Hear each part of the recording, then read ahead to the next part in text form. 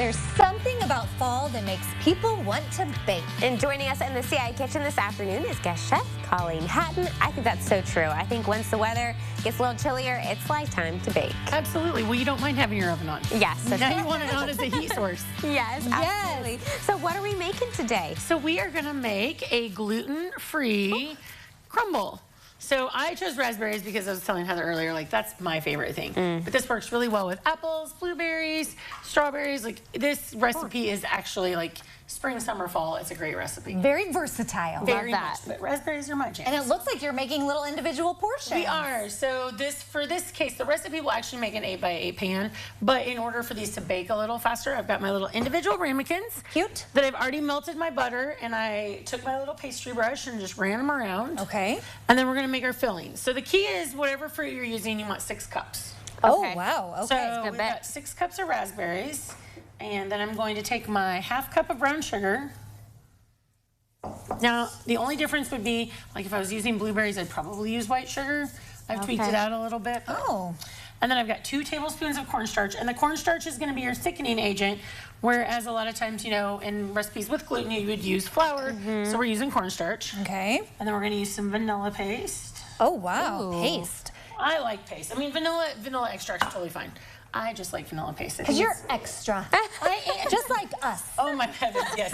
Any of my staff will tell you I rule it extra, yes. A little pinch of salt there. Yes, so we've got a little bit of fleur-de-sel salt. And I like fleur-de-sel salt or sea salt because it's going to give you a little extra saltiness and stay a little better than iodized salt. So we're just going to kind of mix that up. And I like wearing gloves.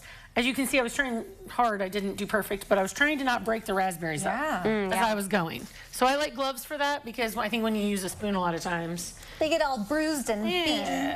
Oh, it smells so good already. Yeah, those over, and if you ladies don't mind. So then I've got 5 cups of oats.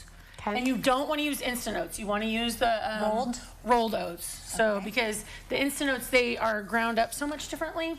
And then if you don't mind, Grace, what I did was I took a ½ cup of these rolled oats and I ran them through the food processor and I kind of made my flour. Oh, interesting. So in order to also keep it gluten-free instead of using flour, we're going to use a little bit of crushed up oats.